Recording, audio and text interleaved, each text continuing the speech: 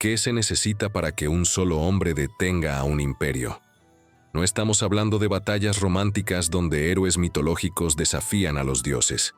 Estamos hablando de historia real, sangre real, terror real, el año 645 d.C., cuando el emperador más poderoso de la dinastía más poderosa de China marchó con un ejército de 100.000 hombres para aplastar una fortaleza coreana defendida por quizás 5.000 a 10.000 soldados.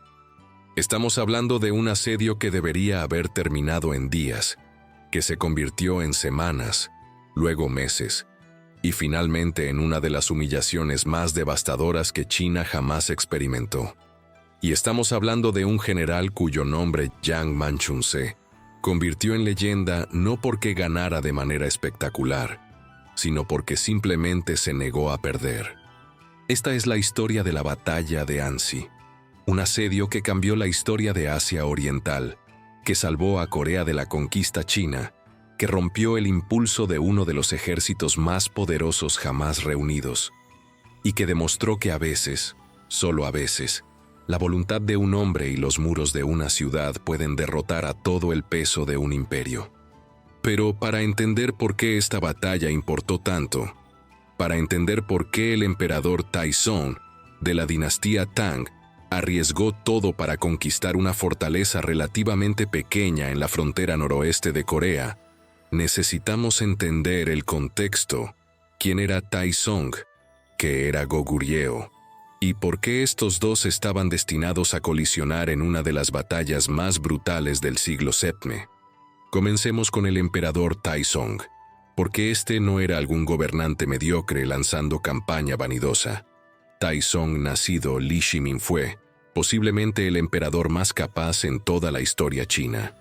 Llegó al poder en 626 d.C., a través de golpe de estado sangriento donde mató a sus dos hermanos y forzó a su padre a abdicar. Pero una vez en el trono, demostró ser brillante administrador, reformador y comandante militar. Bajo su gobierno, la dinastía Tang alcanzó su cenit, territorios expandidos dramáticamente, burocracia reformada, economía floreciente, cultura próspera. Taizong personalmente lideró campañas militares contra turcos del este, turcos del oeste, pueblos del noroeste, consolidando el control chino sobre Asia Central.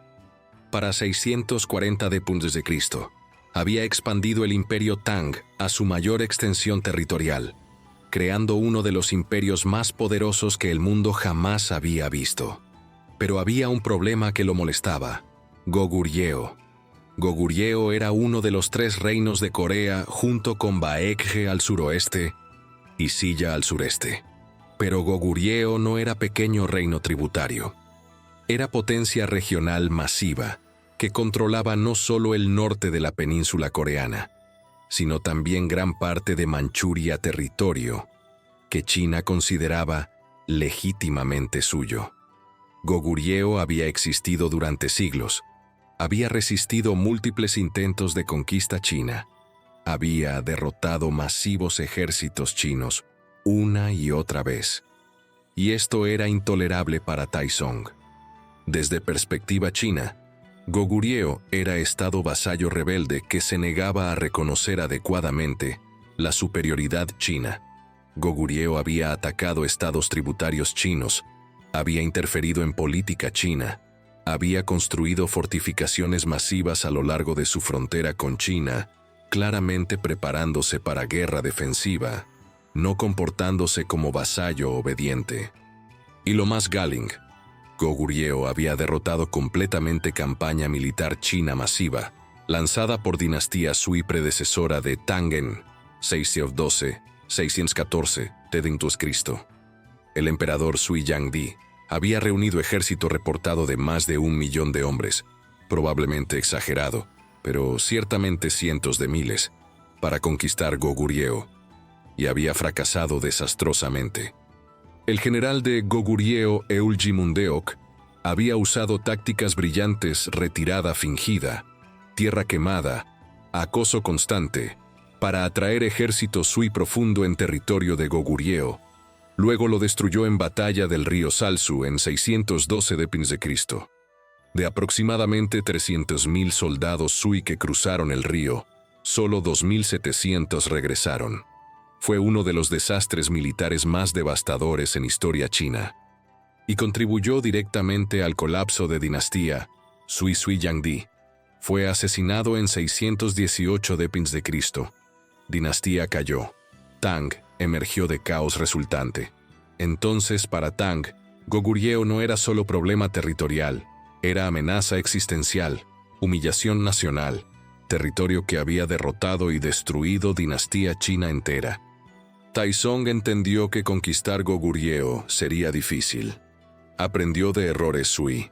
No lanzaría campaña imprudente con ejército demasiado grande para sostener. Prepararía meticulosamente.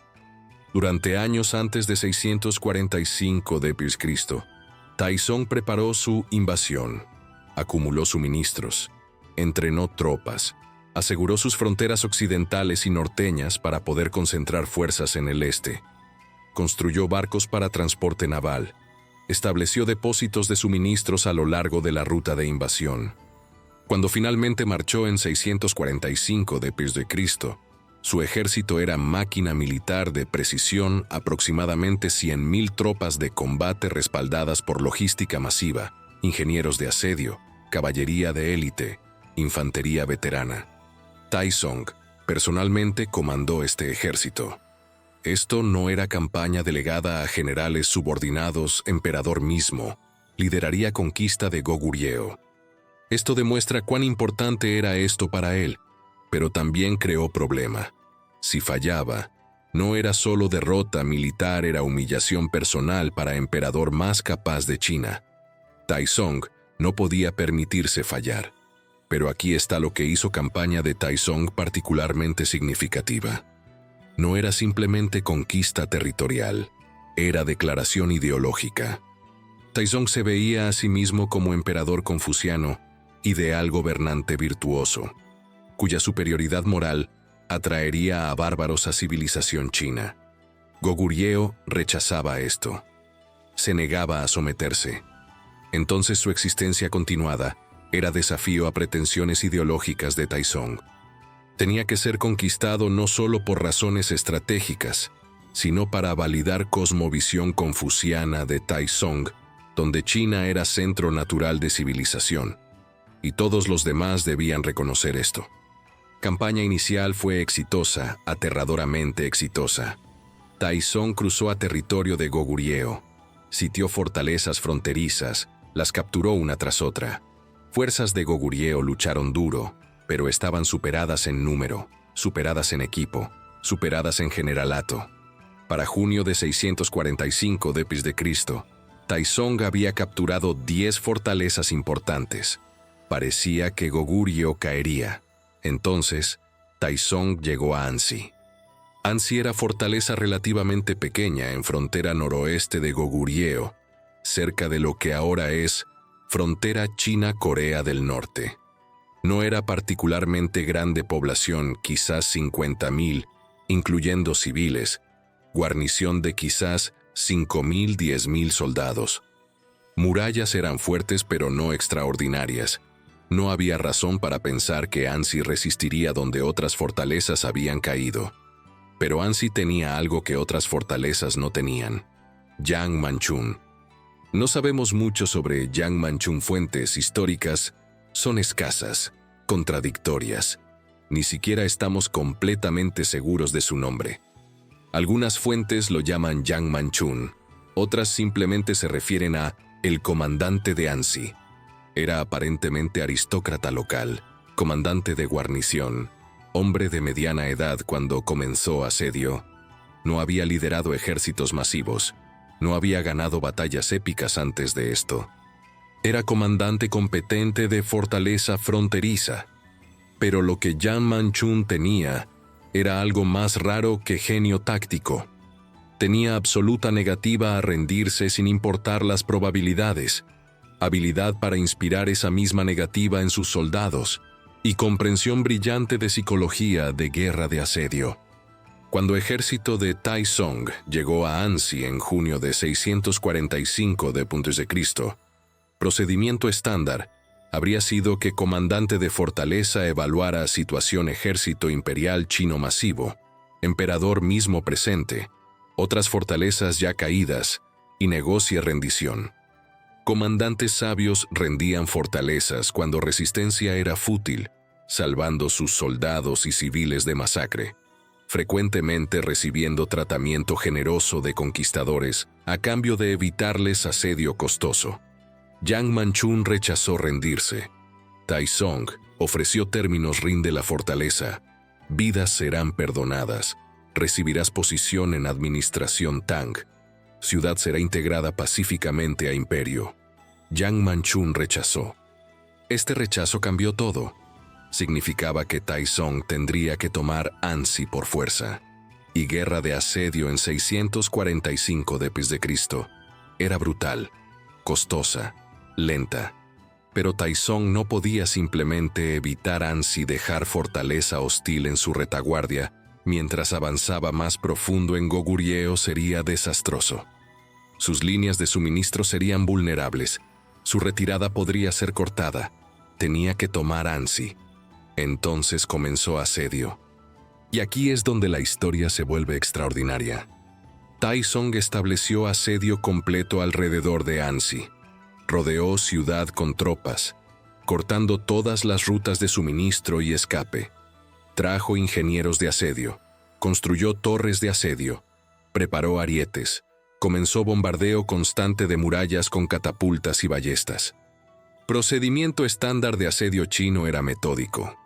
Bombardea murallas para debilitarlas, construye rampas y torres para escalar murallas, mina bajo murallas para colapsarlas, mantén presión constante hasta que defensores se agoten o mueran de hambre. Pero Yang Manchun y defensores de Ansi no cooperaron con este cronograma. Primero hicieron reparaciones nocturnas constantes. Cada noche, después de que bombardeo chino terminara para el día, defensores reparaban daños a murallas usando escombros, madera, cualquier material disponible. Cuando Tang reanudaba bombardeo por la mañana, murallas estaban restauradas. Este ciclo continuo de daño y reparación frustró ingenieros de asedio Tang. Progreso era glacialmente lento. Segundo, Yang Manchun lideró salidas agresivas, ataques sorpresa fuera de la fortaleza, para interrumpir operaciones de asedio Tang. Estas salidas eran increíblemente arriesgadas. Fortaleza sitiada atacando ejército sitiador es generalmente suicidio. Pero Yang Manchun las cronometró brillantemente, apuntando a momentos cuando tropas Tang estaban desorganizadas o distraídas, atacando ingenieros de asedio, quemando equipo de asedio, matando oficiales, luego retirándose a fortaleza antes de que Tang pudiera montar contraataque efectivo. Estas salidas mantenían Tang fuera de balance, destruían meses de preparación de asedio, mataban soldados Tang e ingenieros valiosos. Tercero, y esto fue crucial, Yang Manchun mantuvo moral dentro de Ansi extraordinariamente alta. Guerra de asedio es batalla psicológica tanto como física. Defensores sitiados saben que están superados en número, rodeados, que ayuda puede no llegar nunca. Moral colapsa. Desesperación se instala. Eventualmente defensores se rinden o se amotinan contra comandante obstinado que se niega a rendirse. Pero Yang Manchun previno esto. Fuentes históricas no nos dicen exactamente cómo, pero podemos inferir. Lideró desde el frente. Estuvo visible en murallas durante bombardeos, participó personalmente en salidas, compartió privaciones de soldados comunes, articuló razón clara por qué estaban luchando, defendiendo sus hogares, familias, reino contra invasores extranjeros.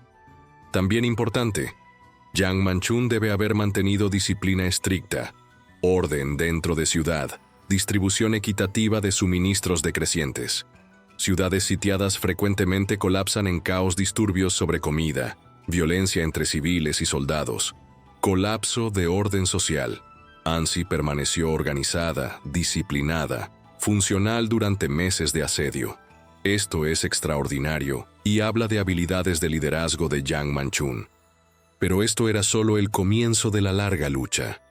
Taizong no era hombre paciente, pero era estratega brillante. Cuando tácticas de asedio convencionales fallaron en romper Ansi rápidamente, ordenó construcción de montículo de asedio masivo túmulo de tierra que sería construido más alto que murallas de Ansi, permitiendo a arqueros Tang disparar hacia abajo en ciudad y permitiendo a tropas Tang atacar desde posición elevada. Construcción de este montículo fue esfuerzo masivo. Decenas de miles de soldados Tang y trabajadores forzados fueron movilizados para acarrear tierra, apilarla, compactarla. Día tras día, semana tras semana, montículo creció, 10 pies de alto, luego 20, luego 30, eventualmente alcanzando altura estimada de 40-50 pies, elevándose sobre murallas de Ansi. Esta fue hazaña de ingeniería masiva, requiriendo organización tremenda, trabajo, recursos, y funcionó. Eventualmente montículo creció más alto que murallas de Ansi. Tropas Tang podían disparar hacia abajo en defensores, podían preparar asalto final desde montículo. Parecía que Ansi finalmente caería, pero Yang Manchun tenía una última jugada desesperada. En septiembre de 645 d.C., después de meses de asedio, defensores de Ansi lanzaron salida masiva, no solo incursión, sino asalto total apuntando al montículo de asedio. Era apuesta desesperada, todo o nada. Si fallaba, defensores estarían agotados, vulnerables a contraataque Tang, probablemente aniquilados. Pero si tenía éxito, Yang Manchun lideró personalmente ataque. Defensores atacaron ferozmente, luchando camino hasta montículo, matando o dispersando tropas Tang que lo guardaban. Y luego, y esto es brillantez, no solo intentaron destruir montículo, intentaron capturarlo. En combate furioso, defensores de Ansi tomaron control de montículo. Y una vez que lo controlaron, rápidamente comenzaron a fortificarlo construyendo murallas defensivas en montículo mismo, convirtiéndolo de arma de asedio Tang en posición defensiva de Ansi. Cuando Tang intentó retomar montículo, descubrieron que ahora estaban atacando posición fortificada defendida por soldados coreanos desesperados que sabían que esta era su última oportunidad. Batalla por montículo fue brutal, mano a mano, matanza absoluta. Fuentes históricas chinas admiten que bajas Tang fueron severas, y al final, defensores de Ansi retuvieron control del montículo. El arma de asedio que se suponía daría a Tang victoria decisiva, ahora era parte de defensas de Ansi. Esto fue desastre psicológico para Taizong. Había invertido meses, recursos masivos, miles de vidas en construir este montículo, y ahora lo había perdido. Peor, moral de sus tropas estaba comenzando a erosionarse. Habían estado sitiando pequeña fortaleza durante meses. Habían sufrido miles de bajas de salidas defensivas y combate de asedio, y aún no habían hecho progreso real. Mientras tanto, se acercaba el invierno. Y invierno en Manchuria es brutal. Temperaturas cayendo bien debajo de cero, nieve pesada, vientos helados. Ejército Tang, acampado en campo abierto alrededor de Ansi, sufriría enormemente. Líneas de suministro se volverían cada vez más difíciles de mantener a medida que caminos se congelaran e inundaran de nieve. Y había otra preocupación: ejército de relevo de Goguryeo. El gobierno central de Goguryeo finalmente estaba reuniendo fuerzas para relevar Ansi. Si ejército de relevo llegaba mientras Tang aún estaba atrapado en asedio, Tang podría quedar atrapado entre defensores de Ansi y ejército de relevo, pesadilla estratégica. Taizong enfrentaba elección: continuar asedio durante invierno, arriesgar desastre, potencialmente destruir su ejército en guerra de desgaste que no podía ganar, o retirarse, admitir derrota, regresar a China habiendo fracasado en tomar una sola ciudad después de meses de esfuerzo. Nadie podía esperarse lo que vendría después.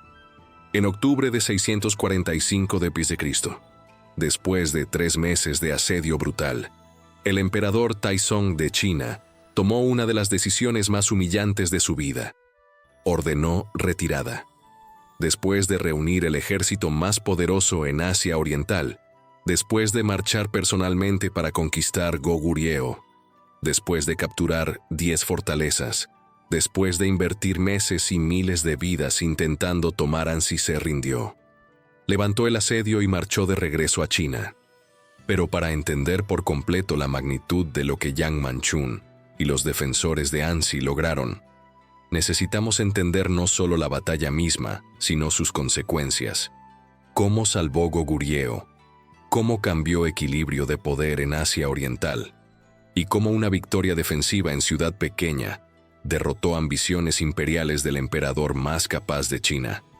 La retirada de Taizong no fue ruta caótica. Fue retirada ordenada, bien ejecutada. Esto fue todavía ejército profesional, comandado por uno de los mejores generales de la historia. Pero fue retirada, y eso importaba enormemente.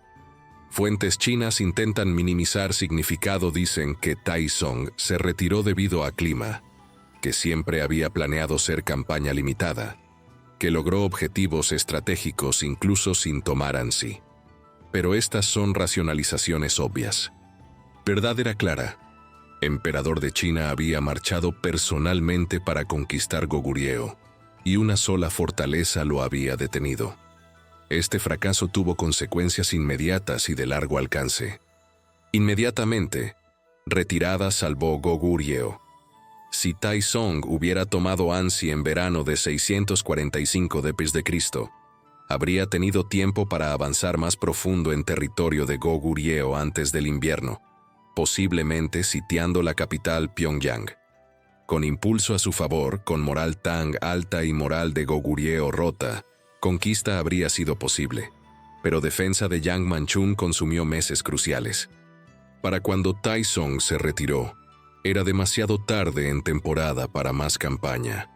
Y para siguiente temporada de campaña, Goguryeo había tenido tiempo de reparar fortificaciones, reunir tropas, fortalecer alianzas, ventana de oportunidad para rápida conquista. Tang estaba cerrada. Más ampliamente, defensa de Ansi demostró que Goguryeo podía resistir Tang. Este fue mensaje enormemente importante para todos en Asia Oriental. Antes de Ansi, Tang parecía invencible. Había derrotado turcos, había expandido a Asia Central, había aplastado toda oposición.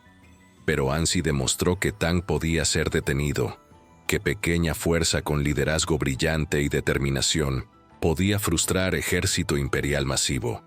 Esto inspiró resistencia en otros lugares, debilitó aura de invencibilidad Tang, dio esperanza a todos los que temían dominación Tang. Para Taizong personalmente, Ansi fue humillación que lo persiguió resto de su vida.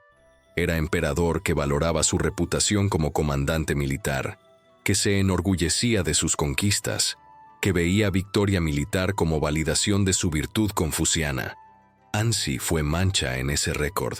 Intentó campaña contra Goguryeo nuevamente en 647 d.C., pero fue campaña más pequeña que logró poco. Intentó nuevamente en 648 d.C., nuevamente, progreso mínimo. Nunca volvió a liderar personalmente campaña contra Goguryeo. Murió en 649 d.C., habiendo fallado en conquistar reino que había derrotado dinastía Sui, y ahora había frustrado su propia Tang. Pero tal vez impacto más profundo de defensa de Ansi fue lo que reveló sobre naturaleza de guerra imperial china. Dinastía Tang, como dinastía Sui antes, operaba bajo su posición de que superioridad numérica masiva, logística superior y liderazgo imperial derrotarían eventualmente cualquier oponente. Esto había funcionado contra turcos, contra estados de Asia Central, contra enemigos fragmentados sin fortificaciones fuertes o determinación unificada. Pero Goguryeo era diferente. Goguryeo tenía fortificaciones masivas, población dispuesta a resistir, geografía que favorecía defensa, y crítico comandantes como Yang Manchun, que entendían que no necesitaban derrotar ejércitos Tang en campo abierto. Solo necesitaban sobrevivir lo suficiente para que costos de conquista excedieran beneficios. Esta fue lección sobre límites de poder imperial. No importa cuán grande tu ejército, no importa cuán capaz tu emperador, si oponente puede retirarse a fortificaciones fuertes y esperar, si puede infligir bajas constantes sin ser destruido decisivamente, eventualmente Imperio tiene que preguntarse, ¿vale la pena? Para Tang, después de 3 meses frente a Ansi, respuesta fue no. Costosa en vidas, recursos, tiempo, prestigio excedieron beneficios de conquistar una ciudad. Y si eso era cierto para una ciudad, ¿qué hay de todo Goguryeo? Esto marcó cambio fundamental en estrategia Tang hacia Goguryeo. En lugar de intentar conquista directa, Tang cambió a debilitar Goguryeo indirectamente, apoyando sus enemigos, particularmente Reino de Silla en sur de península coreana. Tang forjó alianza con Silla, proporcionándoles apoyo militar, ayudándoles a conquistar Baekje en 660 d.C.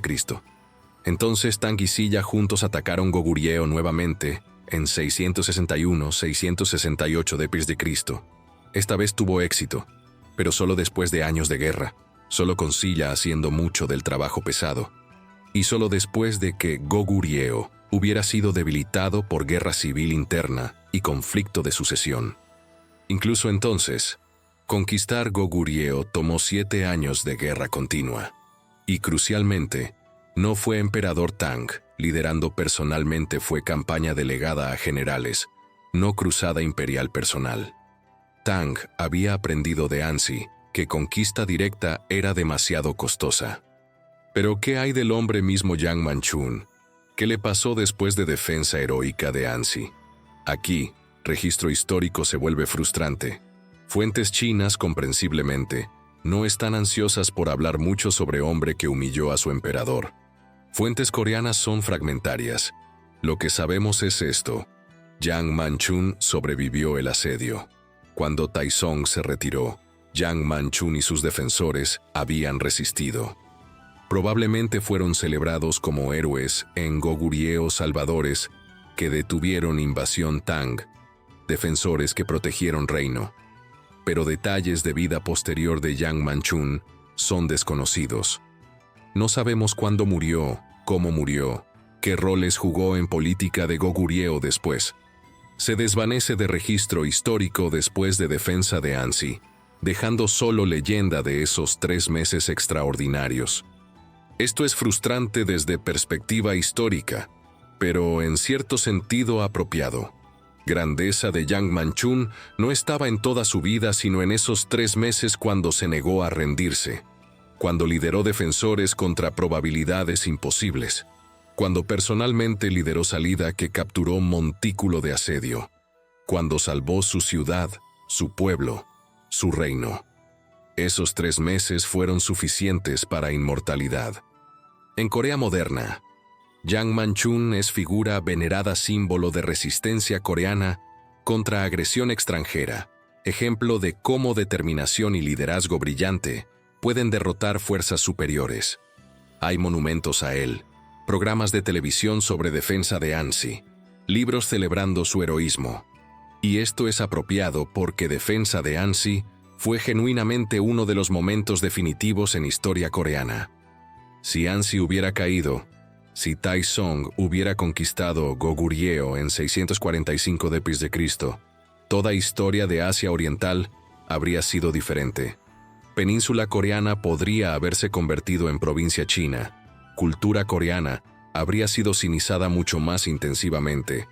Identidad nacional coreana podría nunca haberse desarrollado en forma que lo hizo. En cambio, Goguryeo sobrevivió otros 20 años. Eventualmente cayó, pero no a conquista directa china, sino a combinación de presión externa y división interna. E incluso cuando cayó, dejó legado reinos sucesores, tradiciones culturales, memoria de independencia que eventualmente conduciría a reunificación coreana bajo Goryeo en 918 d.C. Goguryeo no murió en 645 d.C. frente a murallas de Ansi, y eso importó profundamente para futuro de Corea. Para China, Ansi fue lección sobre límites de poder imperial.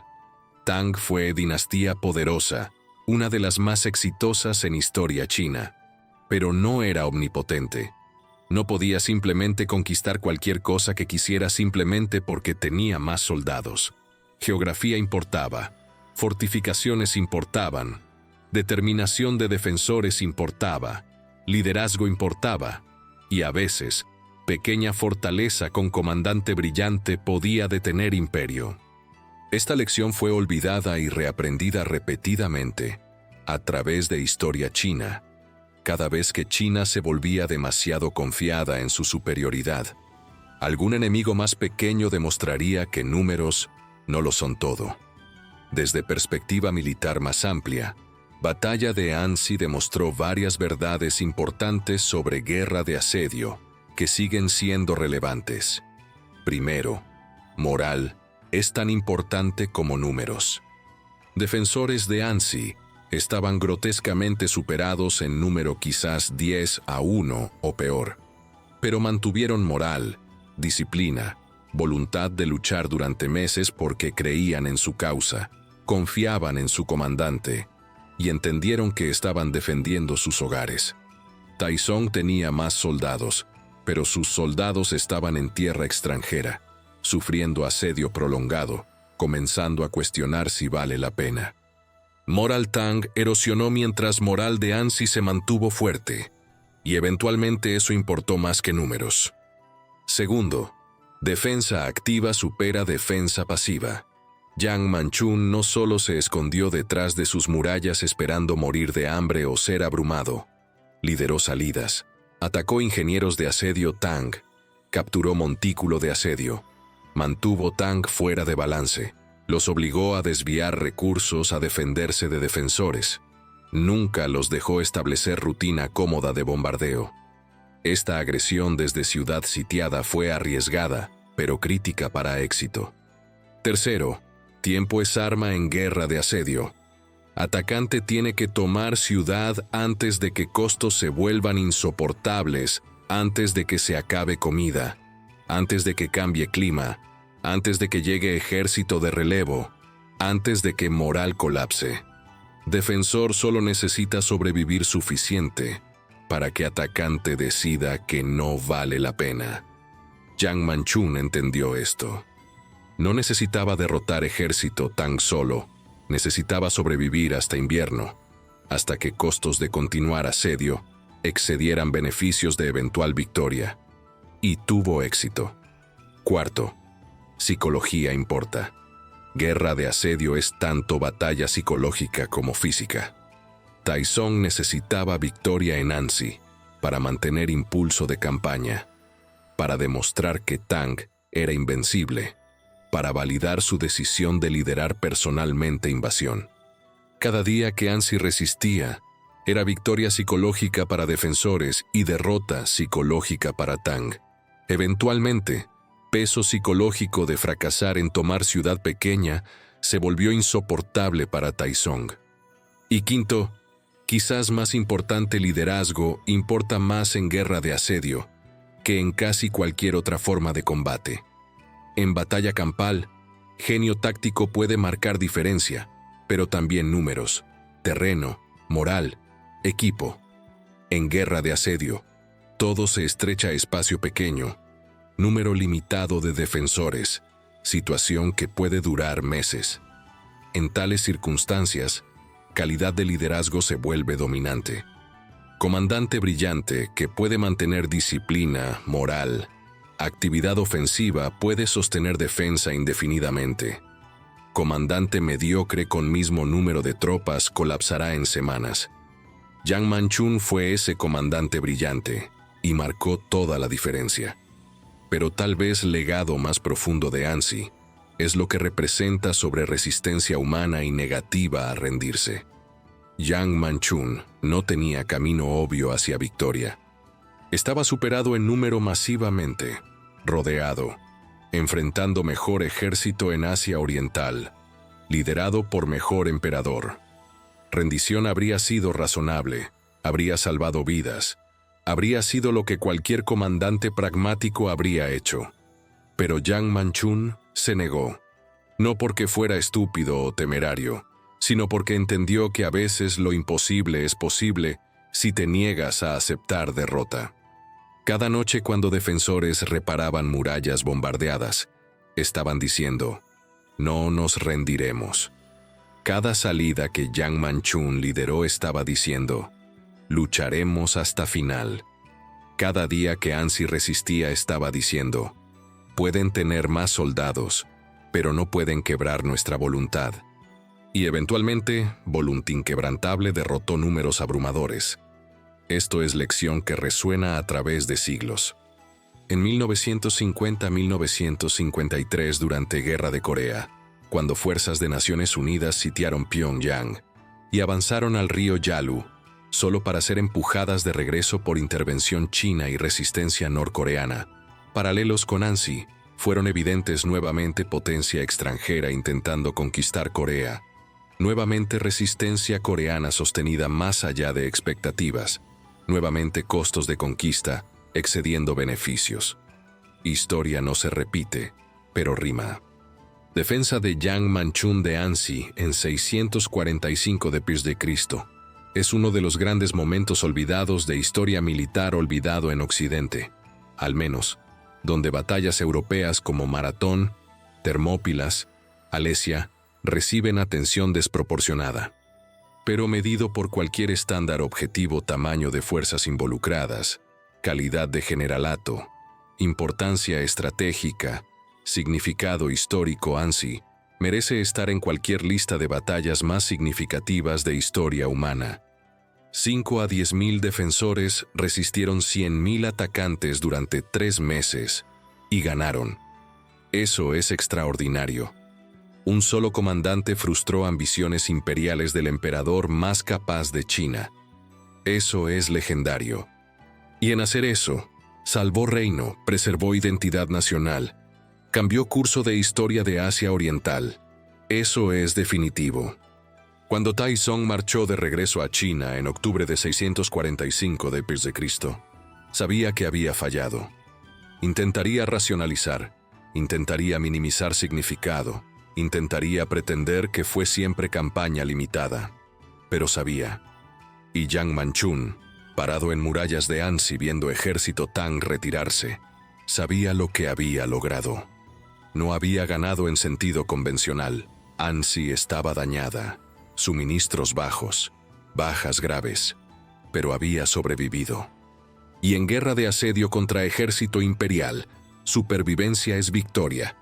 Murallas de Ansi resistieron, voluntad de defensores resistió, y Imperio, a pesar de todo su poder, toda su preparación, todo su generalato brillante, tuvo que admitir derrota y retirarse. Esa es historia que merece ser recordada. Es historia de cuando un hombre, una ciudad, y negativa a rendirse derrotaron imperio. Es historia de batalla de Ansi, cuando general coreano derrotó emperador chino. Y es historia que nos recuerda que a veces, contra todas las probabilidades, David realmente vence a Goliat. Solo tienes que negarte a rendirte.